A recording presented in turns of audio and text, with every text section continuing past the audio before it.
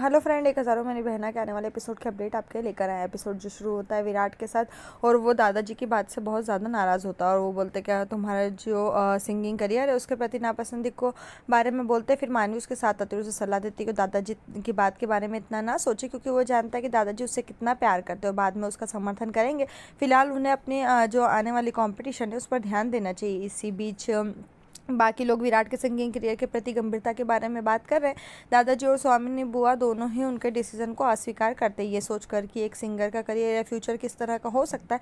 वीरेन उनकी बातचीत में हस्तक्षेप करता है और कहता है कि वो विराट के सिंगिंग के फैसले के बारे में बात करेगा।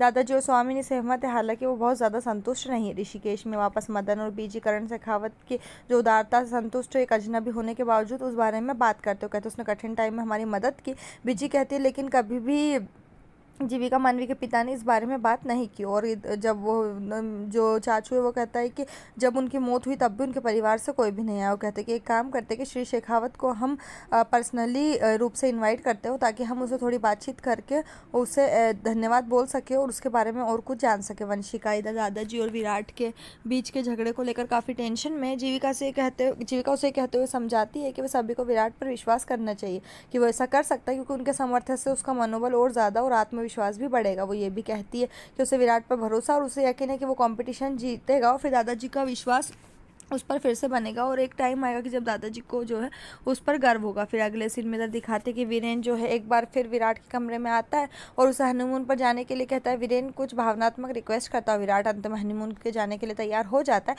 वो वीरेन से टिकट लेता है। जीविका और मानवी जो कमरे में विराट को देखकर हंसते हैं। मानवी फिर दादाजी को अपने अध्ययन कक्ष में देखने जाती है और खाने के लिए बुलाती है। विराट के दृष्टिकोण के माध्यम से समझाते हैं ताकि उसे खुद को साबित करने का सिर्फ एक मौका दिया जा सके।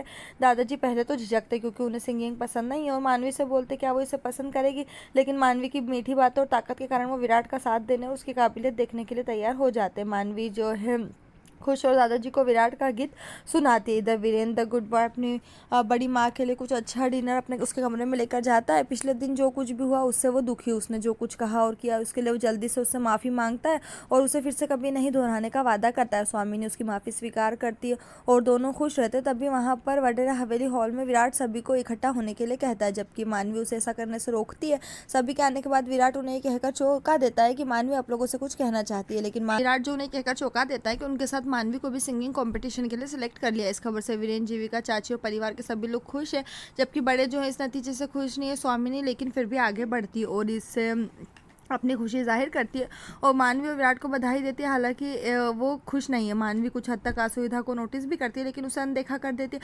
फिर वीरेन कहता है कि अब मानवी को विराट के साथ कंपटीशन में जाना चाहिए क्योंकि वो दोनों समान रूप से हिस्सा है। लेकिन स्वामिनी जो है परेशान है और वंशिका भी परेशान और कहते हैं कि दोनों के बीच कॉम्पिटिशन होना बस एक कॉम्पिटिशन ही बनकर रह जाए। स्वामिनी कहते हैं कि हम भी बस यही चाहते हैं कि इसके आगे कुछ भी ना हो। यहीं पर ये एपिसोड खत्म।